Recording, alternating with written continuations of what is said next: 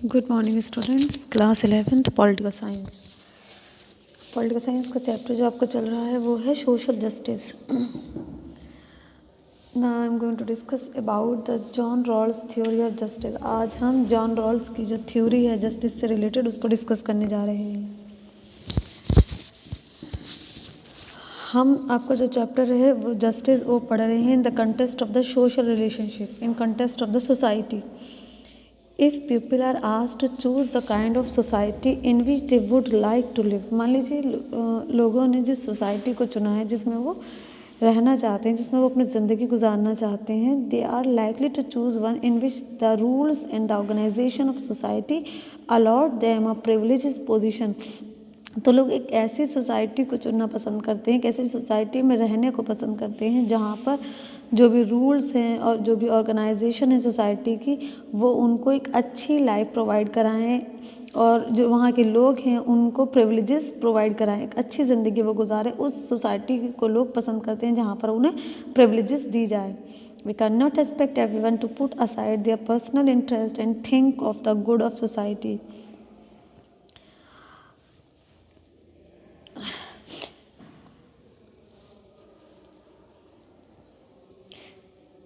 We can not expect everyone to put aside their personal interest. देखो हम किसी से ये उम्मीद नहीं कर सकते कि हम सबके जो पर्सनल इंटरेस्ट है उस पर खरे उतरें, लेकिन हम एक इस तरह की सोसाइटी का डेवलपमेंट इस्टेब्लिशमेंट कर सकते हैं जिसमें जो लोग हैं, जो मेजॉरिटी ऑफ द पीपल है वो ये महसूस करे कि उसको प्रिविलेज दी जा रही है सोसाइटी में और वो एक अच्छी और बेहतर ज़िंदगी उस सोसाइटी में गुजार सकता है, तब तो वो वहाँ पर रहना पसंद करेंगे। अदरवाइज़ लोग ऐसी सोसाइटी में रहना बिल्कुल पसंद नहीं करते जहाँ पर उन्हें किसी भी तरह की कोई इम्पोर्टेंस ना हासिल हो।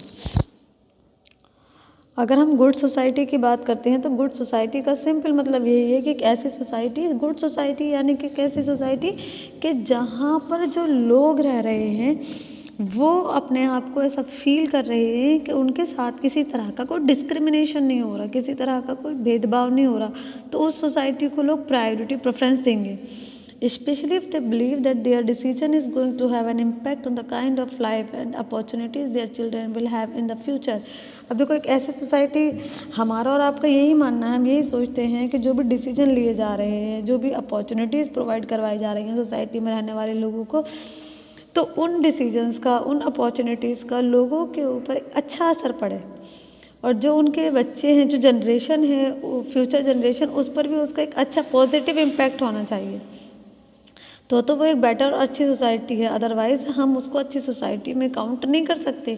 Indeed we often expect parents to think of and support what is best for the children, but such perspective can not form the basis of theory of justice for a society. देखो हम we often expect parents, अक्सर क्या होती है parents की ऐसी expectation होती है, वो ये सोचते हैं कि उनके बच्चों के लिए बेस्ट होना चाहिए, सबसे बेस्ट होना चाहिए, but such perspective can not form the basis of a theory of justice for society. लेकिन जब हम सोसाइटी की बात करते हैं, जस्टिस की बात करते हैं, तो जस्टिस का जो पर्सपेक्टिव है वो इस बेस पे काम नहीं कर सकता। जस्टिस अगर हम बात करते हैं, हम सोशल जस्टिस की बात करते हैं, तो वहाँ पर हम बेस्ट नहीं, वहाँ पर हम ये देखते हैं कि सोसाइटी में क्या रिक्वायरमेंट है, नीड्स क्या हैं लोगों की, उनके साथ किसी तरह का डिस्क्रिमिनेशन ना हो, उनको प्रिविलेजेस प्रोवाइड करवाए जाए। So how do we reach a decision that would be both fair and just. तो जब हम इस तरह से डिसीजन लेते हैं कि सोसाइटी में जो लोग रह रहे हैं उनकी क्या रिक्वायरमेंट है, उसको हम कैसे पूरा कर सकते हैं, किस तरह से उनको हम प्रिविलेजेस प्रोवाइड करवा सकते हैं, तब हम ये कह सकते हैं कि और मतलब किसी तरह का उनके साथ कोई अनइक्वल ट्रीटमेंट ना हो, तब तो जस्टिस है। John Rawls has tried to answer these questions. He argues that the only way we can arrive at a fair and just rule is if we imagine ourselves to be in situation in which we have to make decision about how society should be organized, although we do not know which position we would ourselves occupy in that society। इन तमाम questions के answer देने के लिए, इन तमाम problems को solve करने के लिए जॉन रॉल्स एक नतीजे पे पहुँचे। उन्होंने कहा कि इन तमाम सिचुएशंस को, इन तमाम प्रॉब्लम्स को का सॉल्यूशन सिर्फ और सिर्फ ये है if we imagine our self in a situation, हम खुद को एक तरह से इमेजिन करें एक ऐसी सिचुएशन में जिसमें we have to make decision, हमें डिसीजन लेना है, इस तरह से लेना है decision how society should be organise, कि हम एक अच्छी सोसाइटी को, एक सोसाइटी को कैसे ऑर्गेनाइज करें। डोंट हैव द पोजीशन, हमें ये नहीं सोचना कि सोसाइटी में हम एक अच्छी पोजीशन को कैसे हासिल करें। हमें क्या डिसीजन लेना है कि सोसाइटी को, एक अच्छी सोसाइटी को हमें ऑर्गेनाइज कैसे करना है, ना कि हम अपनी खुद की एक पर्टिकुलर इंसान को अपनी पोजीशन के बारे में नहीं सोचना। क्योंकि सोसाइटी की अगर हम बात करते हैं तो सोसाइटी का सिंपल मतलब है कि वहाँ पर रहने वाले तमाम लोग जो सोसाइटी का हिस्सा हैं।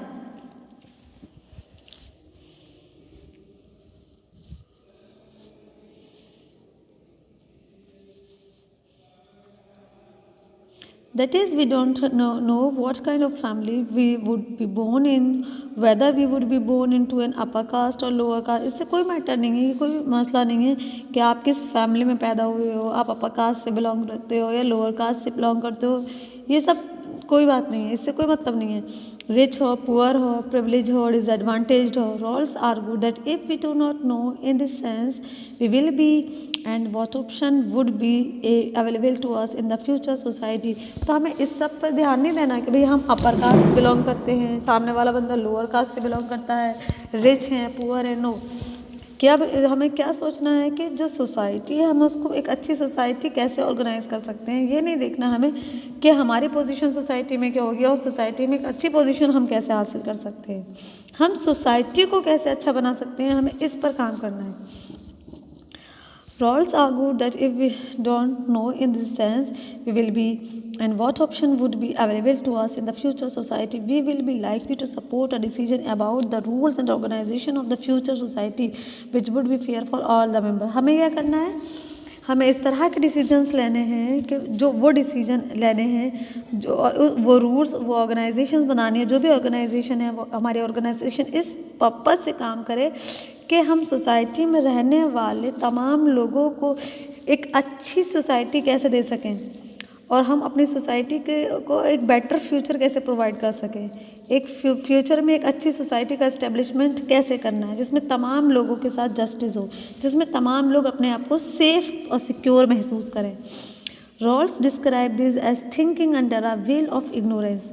He expects that in such a situation of complete ignorance about our possible position and the status in society, each person would decide in the way they generally do। Rawls क्या कहते हैं, वो ये कहते हैं दिस एज थिंकिंग, हमें किस तरह से सोचना है, व्हील्स ऑफ इग्नोरेंस। वो एक्सपेक्ट करते हैं क्या, he expects that in such situation of complete ignorance के अबाउट आवर पॉसिबल पोजीशन, हमें कुछ चीज़ों को, अगर हम अच्छी सोसाइटी का निर्माण करना चाहते हैं, अगर हम जस्टिस की बात करते हैं तो ज़रूरी है कि हम बहुत सारी चीज़ों को इग्नोर करते जाएं और इग्नोर करते जाएं अपनी पर्सनल, अपनी पोजीशन के बारे में ना सोचें कि हमारी सोसाइटी में पोजीशन कैसे इम्प्रूव होगी, नहीं।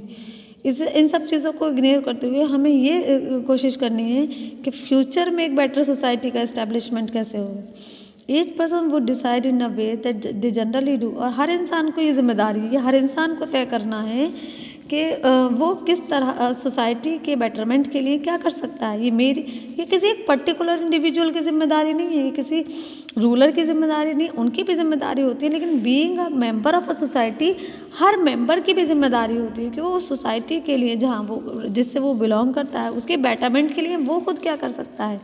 That is in terms of their own interest, but since no one knows who he would be and what is going to benefit him। लेकिन होता है कि हर इंसान, होता क्या है, हम इस कोशिश में लगे रहते हैं और हमारी कोशिश यही रहती है कि हमारे लिए क्या फ़ायदेमंद है, क्या चीज़ है जो हमारे लिए बेनिफिशियल है, हमारा फ़ायदा किस में है। Each will envisages the future society from the point of view of the words of, हम किस पॉइंट ऑफ व्यू से देखते हैं, हमारा देखने का चश्मा क्या है जिससे हमारा फ़ायदा हो। हम ये नहीं देखते कि हम ऐसा क्या करें जो सोसाइटी के लिए बेनिफिशियल हो, क्योंकि हम भी तो सोसाइटी के हिस्सा हैं, हम भी सोसाइटी के मेंबर हैं, तो हमें अपने से पहले सोसाइटी के बारे में सोचना है। That those who are born privileged will enjoy certain special opportunities अब देखिए ये तो दूसरे लोग हैं, जो लोग पैदा हुए हैं प्रिविलेजेस के साथ तो उन्हें तो बहुत सारी स्पेशल अपॉर्चुनिटीज़ हासिल होती हैं, but if they have the misfortune of being born in disadvantage section of society, लेकिन कुछ लोग सोसाइटी में ऐसे हैं जो डिसएडवांटेज सेक्शन है वहाँ पर वो पैदा हो जाते हैं, तो where few opportunity would be available, जिन्हें बहुत कम अपॉर्चुनिटीज़ मिलती हैं। हैंस इट वुड, देखो ये तो इसमें तो हम कुछ कर नहीं सकते कि कोई इंसान एक रॉयल फैमिली में पैदा हुआ है, एक सोशली और इकोनॉमिकली बैकवर्ड में पैदा हुआ है, तो जाहिर सी बात है जो रॉयल फैमिली में पैदा हुआ है तो उसे तो तमाम प्रिविलेजेस हासिल होंगी। Hence, it would make sense for each person acting in his or her own interest to try to think of rules of organization that will ensure reasonable opportunities to the weaker section। अब ये जिम्मेदारी हमारी और आपकी बनती है कि हमारी सोसाइटी में हमें इस तरह से काम करना है कि वो लोग जो वीकर सेक्शन से बिलोंग करते हैं उनके इंटरेस्ट को हम कैसे प्रमोट कर सकते हैं, उनको हम आगे कैसे बढ़ा सकते हैं, उनको कम से कम हमें रीजनेबल अपॉर्चुनिटीज़ प्रोवाइड करवाने चाहिए, उनको इस बात की हमें श्योरिटी दिलानी कि आपको भी हम अपॉर्चुनिटी दे रहे हैं, आपको भी आगे बढ़ने का मौका मिल रहा है, आप भी कोशिश करके आगे बढ़ सकते हैं। लेकिन जब तक कि उनको कोई अपॉर्चुनिटी नहीं दी जाएगी वो आगे नहीं बढ़ सकते, और आगे वो कब बढ़ेंगे जब उन्हें अपॉर्चुनिटी दी जाए, उनको ये इंश्योर कराया जाए कि आप भी सोसाइटी का हिस्सा हो और आपको भी अपॉर्चुनिटी दी जाएगी।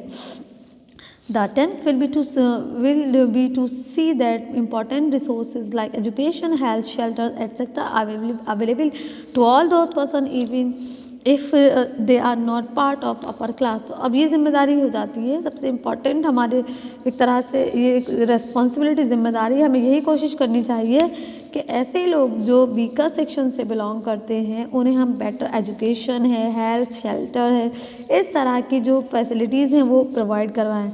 और ये फैसिलिटीज़ हमें सोसाइटी में रहने वाले तमाम लोगों को प्रोवाइड करवानी है,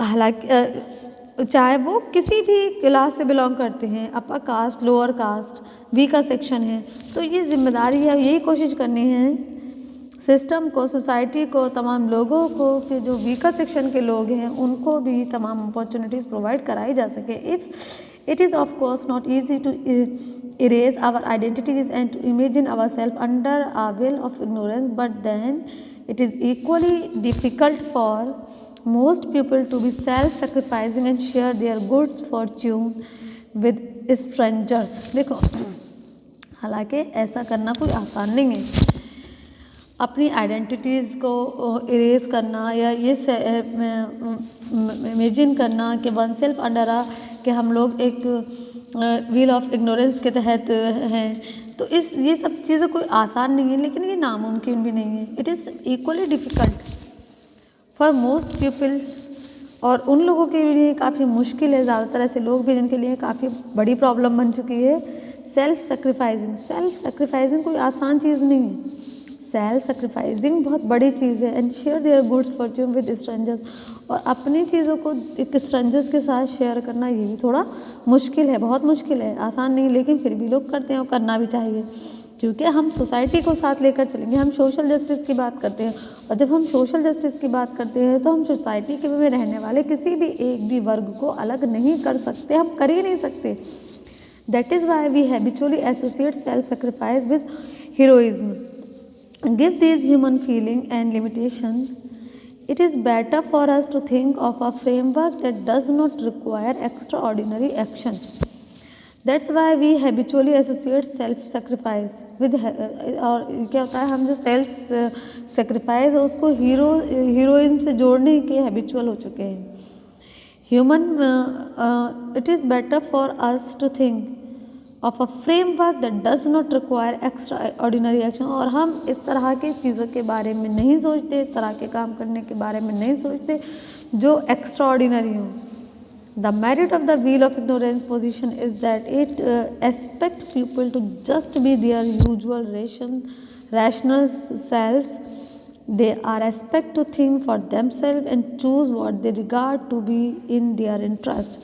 होता क्या है कि हम किसके बारे में सोच रहे हैं, हम अपने बारे में, हमारी पोजीशन कैसे ऊपर उठ सकती है, हम कैसे आगे बढ़ सकते हैं, तो लोग अपने बारे में सोच रहे हैं, ना कि सोसाइटी के बारे में। मतलब कहते तो हैं बट ऐसा कोई भी एक्स्ट्रा ऑर्डिनरी ऐसा कोई काम नहीं करते जिससे ये लगे कि हाँ ये अपने बारे में नहीं बल्कि सोसाइटी के बारे में सोच रहे हैं, अपने ही इंटरेस्ट को प्रमोट करेंगे। The pertinent thing however is that way they choose under the wheel of ignorance they will find that it is in their interest to think from the position of the worst of. हमेशा यही देखने में आएगा कि वो लोग किसके बारे में सोचेंगे, अपने बारे में, उनकी पोजीशन को कैसे ऊपर होना है, वो कैसे आगे बढ़ें। और बात करते हैं हम सोशल जस्टिस की, लेकिन जब अगर हम सोशल जस्टिस की बात कर रहे हैं तो हमें सोसाइटी में रहने वाले तमाम वर्गों को साथ लेकर चलना है, हम किसी भी एक वर्ग को नहीं छोड़ सकते। Wearing the imagined wheel of ignorance is the first step to arriving at a system of fair law and policies. Imagine wheel of ignorance ये एक पहला स्टेप है, मतलब सबसे स्टार्टिंग स्टेप यही है कि हमें क्या करना है, arriving at a system of fair law and policies. एक ऐसा सिस्टम बनाना अगर हम चाहते हैं जिसमें जो भी लॉज हैं, पॉलिसीज़ हैं, वो एकदम फेयरली वर्क कर रहे हैं, जिससे और उनके अकॉर्डिंग सोसाइटी में रहने वाले तमाम लोगों के साथ फेयरली जस्टिस हो रहा है, तो उसके लिए हमें सबसे पहले व्हील ऑफ इग्नोरेंस को ध्यान देना। If it will be evident the rational person will not only see things from the perspective of the worst of. हमें इस पर्सपेक्टिव से, हमें इस चश्मे से नहीं देखना जिसका फ़ायदा या जिससे हमारा खुद का बेनिफिट जुड़ा हुआ है।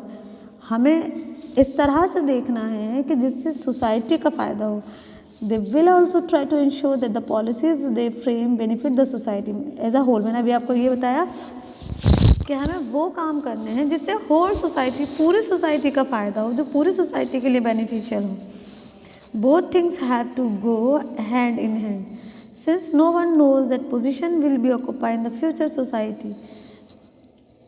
कोई नहीं जानता कि फ्यूचर सोसाइटी में, फ्यूचर में उसकी क्या पोजीशन होगी, ये किसी को नहीं पता। तो इसलिए हमें क्या करना है, हमें ये देखना है कि प्रेजेंट में जो हमारी सोसाइटी है उसके लिए क्या चीज़ें इम्पोर्टेंट्स हैं, क्या चीज़ें उसके लिए ज़रूरी हैं। हमें सोसाइटी का बेटरमेंट के लिए हम क्या कर सकते हैं, क्या चीज़ है जो हमारी सोसाइटी के बेटरमेंट के लिए ज़रूरी है, हमारी सोसाइटी की रिक्वायरमेंट क्या है।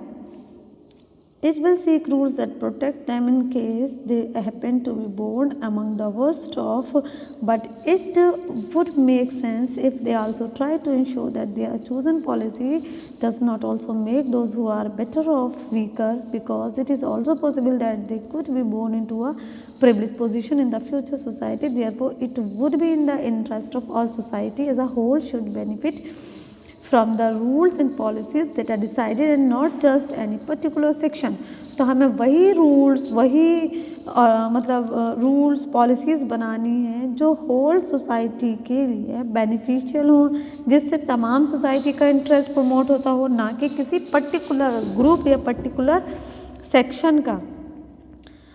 Such fairness would be the outcome of rational action, not benevolence or generosity।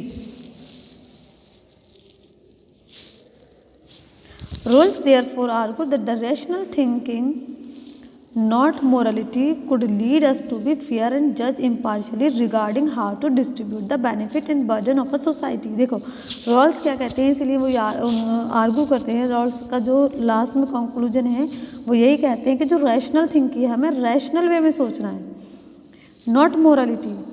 उसी रैशनली अगर हम सोचते हैं तभी कहीं जाकर हम फेयर और जो भी हमारा जजमेंट होगा, जो भी डिसीजन होगा, वो हम इम्पार्शियल होकर ले सकते हैं। जिस इम्पार्शियल होकर लेने का मतलब ये है कि हम किसी के भी पर्टिकुलर ग्रुप के फेवर में नहीं है, पार्शियल डिसीजन नहीं है, इम्पार्शियल है। जो भी सोसाइटी है उसमें अगर जो रिसोर्सेज हैं उनका फेयर डिस्ट्रीब्यूशन कैसे होना है, सोसाइटी में रहने वाले तमाम लोगों को किस तरह से बेनिफिट होना है, इस तरह से जो भी जजमेंट होंगे हमारे वो इम्पार्शियल जजमेंट होंगे। लेकिन ऐसा कब होगा, it depends on the rational thinking, rationally सोचना है। In this example there are no goal or norms of morality that are given to us in advance and we remain free to determine what is best for ourselves. It is this belief which makes Rawls' theory an important and compelling way to approach the question of fairness and justice। तो इस तरह से हम ये कह सकते हैं कि रॉल्स की जो थ्योरी है वो एक इम्पॉर्टेंट थ्योरी है जो हमें ये बताती है कि अगर हम फेयरनेस या जस्टिस की बात करते हैं तो हम जस्टिस और फेयरनेस के लिए किस तरह से काम करें, हमारी अप्रोच क्या होनी चाहिए जिसकी बेस पर हम ये कहें कि हम सोशल जस्टिस हो रहा है, या हम एक फेयर सिस्टम, एक फेयरनेस के अकॉर्डिंग हमारे जो भी जजमेंट हैं वो इम्पार्शियल जजमेंट हैं। तो इस थ्योरी के ज़रिए हमें पता चलता है कि हमें जस्टिस या सोशल जस्टिस किस तरह से हमें हासिल करना है। नेक्स्ट हमारा टॉपिक है परसुइंग सोशल जस्टिस, कि हम सोशल जस्टिस को कैसे परसू कर सकते हैं। देखिए, if in a society deep and persistent division exists between those who enjoy greater wealth and property and the power which goes with such ownership and those who are excluded and deprived, we would say that social justice is lacking there। देखो, अगर मान लीजिए किसी society में जो भी resources हैं, जो भी पावर है, जो वेल्थ है, जो प्रॉपर्टी है, उस पर कुछ लोगों का कब्जा है, कुछ लोगों को उसकी ओनरशिप हासिल है, और बाकी जो दूसरे लोग हैं उनको प्रॉपर्टी, सोसाइटी में जो भी प्रॉपर्टी है, वेल्थ है, जो भी, उससे उनको एक्सक्लूड कर दिया गया है, वो सब बाकी दूसरे लोग डेप्राइव्ड हैं। ऐसी कंडीशन में हम ये नहीं कह सकते कि सोशल जस्टिस हो रहा है। इस कंडीशन को हम क्या कहेंगे, there is a lack of social justice. हम सोशल जस्टिस की अगर बात करते हैं तो सिंपल है कि सोसाइटी की जो भी वेल्थ है, सोसाइटी की जो भी प्रॉपर्टी है, वो उस पर वो कुछ लोगों की को उसकी ओनरशिप हमें नहीं दे देनी, बल्कि उसकी ओनरशिप सोसाइटी के पास रहनी है। सोसाइटी में रहने वाले तमाम लोगों के पास उसकी ओनरशिप रहनी है।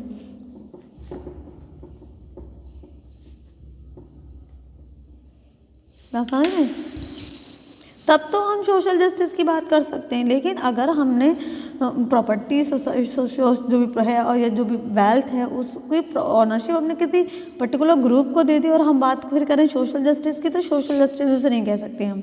We are not talking here merely about the different standard of living which may be enjoy by different individual in society. देखो, हम सब जानते हैं कि सोसाइटी में अलग अलग स्टैंडर्ड के लोग रहते हैं और उनकी लाइफस्टाइल अलग है, उस सोसाइटी में उनका जीने का तरीका अलग अलग तरीक़े से वो अपनी लाइफ को एंजॉय करते हैं। क्योंकि सोसाइटी का मतलब ये है कि सोसाइटी एक ऐसी ऑर्गेनाइजेशन जहाँ पर डिफरेंट लोग रहते हैं। Justice does not require absolute equality and sameness in way in which people live. और जस्टिस का मतलब क्या है कि सब लोगों को हमें इक्वली ट्रीट करना है।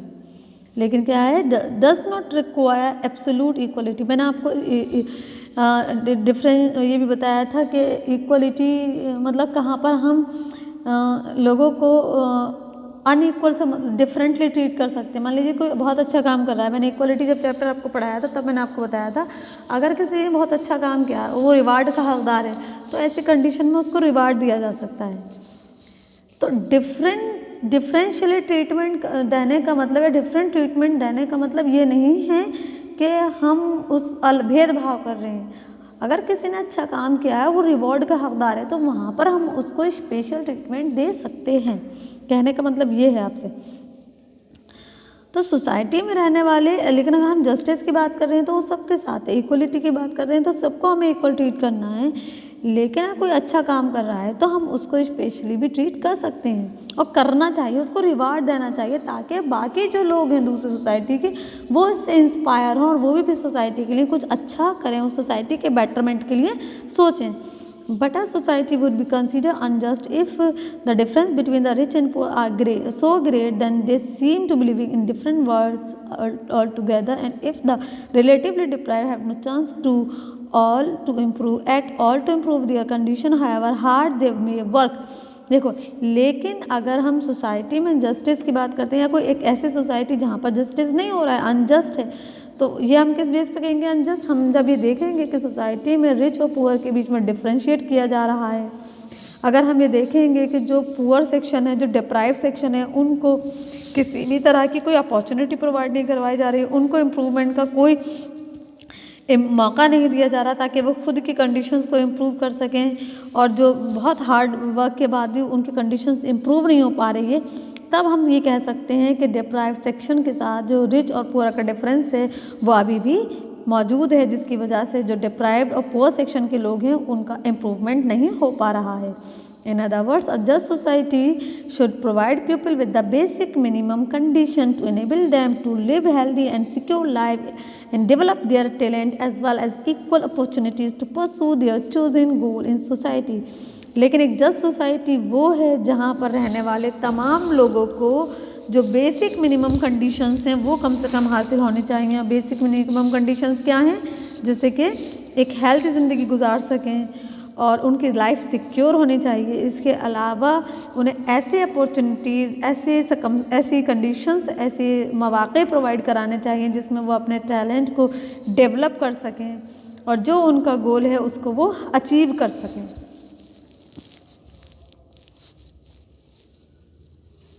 How can we decide what are the basic minimum condition of life needed by pupil? हम ये कैसे असेस करेंगे कि लोगों की जो बेसिक कंडीशंस हैं, बेसिक कंडीशंस ऑफ लाइफ हैं वो क्या हैं, ये हम कैसे असेस करें? Various methods of calculating the basic needs of people have been devised by different government and by international organization like WHO, World Health Organization. बहुत सारे ऐसे मेथड्स हैं जो WHO ने और अलग अलग गवर्नमेंट्स ने हमें बताए हैं कि किस तरह से हम मिनिमम कंडीशंस को असेस कर सकते हैं। But in general it is agreed that the basic amount of nourishment, लेकिन जनरल अगर हम इन जनरल बात करें तो क्या है? सबसे पहले तो ये है कि basic amount of nourishment need to remain healthy, कम से कम उन्हें एक न्यूट्रिटिव डाइट मिलनी चाहिए ताकि जिससे उनकी जो हेल्थ है वो सही रहे और एक अच्छी हेल्थ उनकी मेंटेन रहे। हाउसिंग सप्लाई, जैसे घर रहने के लिए घर, सप्लाई साफ़ सुथरा पीने के लिए पानी, ये मिनिमम बेसिक कंडीशंस हैं। एजुकेशन है and minimum wage would constitute an important part of these basic condition और एजुकेशन। तो ये बेसिक मिनिमम कंडीशंस हैं, बेसिक मिनिमम नीड्स हैं जो इंसान की पूरी होनी चाहिए और जो भी वो काम कर रहे हैं उन्हें उसके काम के अकॉर्डिंग ही उन्हें वेज मिलना चाहिए, बट ऐसा अक्सर और बेशतर नहीं होता। Providing people with their basic needs is considered to be one of the responsibility of democratic government। अब ये गवर्नमेंट की जिम्मेदारी है, डेमोक्रेटिक गवर्नमेंट की ही जिम्मेदारी है कि जो लोग हैं वो उनको कम से कम उनकी जो बेसिक नीड्स है, जो बुनियादी ज़रूरतें हैं वो पूरी हों।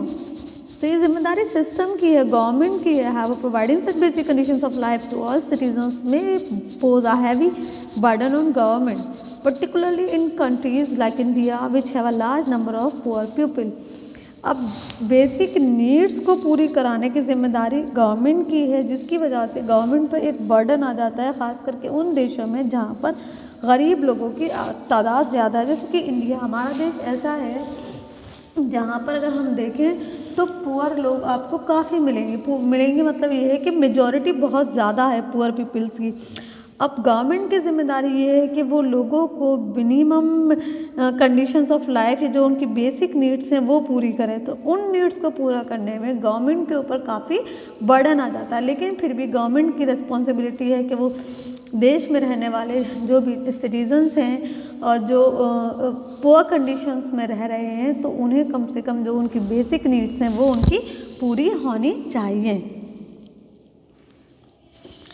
Even if we all agree the state should try and help the most disadvantaged member of society to enjoy some degree of equality with others, disagreement could still arise regarding the best method of achieving this goal।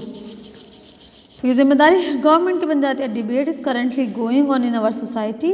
अब इन सारे issues पर अक्सर debate होती है कि government इतने सारे लोगों की बेसिक नीड्स कैसे पूरी कर सकती है, लेकिन ये गवर्नमेंट की ही जिम्मेदारी है as well as in other parts of the world about whether promoting open competition through free markets would be the best way to helping the disadvantage without harming the better of member of a society, or whether the government should take on the responsibility of providing a basic minimum to the pupil। अब इस पर debate होती है कि government इतने सारे लोगों की किस तरह से जो बेसिक नीड्स हैं वो पूरी कर सकती है, क्योंकि बहुत सारे कंट्रीज ऐसे हैं जहाँ पर लोग खुद अपने मतलब गवर्नमेंट ने एक कंपटीशन प्रमोट किया है जिसमें लोग अपनी खुद हेल्प कर रहे हैं। खुद हेल्प करने का मतलब ये है कि गवर्नमेंट उनको अपॉर्चुनिटीज़ प्रोवाइड कराएगी। देखिए, जब तक गवर्नमेंट अपॉर्चुनिटी प्रोवाइड नहीं कराएगी तो लोग अपने क्या कर सकते हैं, जॉब्स प्रोवाइड कराने का काम गवर्नमेंट का है, एम्प्लॉयमेंट देना गवर्नमेंट की जिम्मेदारी है। अब लोग क्या कर सकते हैं? तो कहीं ना कहीं ये गवर्नमेंट की जिम्मेदारी है कि वो लोगों को अपॉर्चुनिटीज़ प्रोवाइड करवाए, और उसके बाद ये लोगों की जिम्मेदारी है कि वो उन अपॉर्चुनिटीज़ का फ़ायदा उठाएं और अपनी कंडीशंस को इम्प्रूव करें, अपने टैलेंट को डेवलप करें, और जो गोल है उनका उसको वो अचीव करें। ये जिम्मेदारी लोगों की है, लेकिन गवर्नमेंट जब तक कि अपॉर्चुनिटी प्रोवाइड नहीं करवाएगी, हम इस प्रॉब्लम के साथ लड़ नहीं सकते। If necessary even through are redistribution. अब ये भी गवर्नमेंट की जिम्मेदारी है कि जो भी रिसोर्सेज हैं उनको इक्वली डिस्ट्रीब्यूट करे। अगर उनका इक्वल डिस्ट्रीब्यूशन नहीं हो पाया है तो उनका फिर से रीडिस्ट्रीब्यूशन करना है। In our country these different approach are being supported by different political groups who debate the relative merits of different scheme for helping marginalized section of the population such as the rural or urban poor. We will briefly examine this debate. अब क्या होता है कि government ने भी बहुत सारी कोशिशें की हैं हमारे देश में। अगर हम बात करें कि in our country these different approaches are being, तो जो पॉलिटिकल ग्रुप्स हैं वो अलग अलग तरह की अप्रोच इस्तेमाल करते हैं, यूज़ करते हैं, ताकि जो पुअर्स हैं उनकी हेल्प की जा सके, उनको फ़ायदा पहुंचाया जा सके, उनकी कंडीशंस को इम्प्रूव किया जा सके।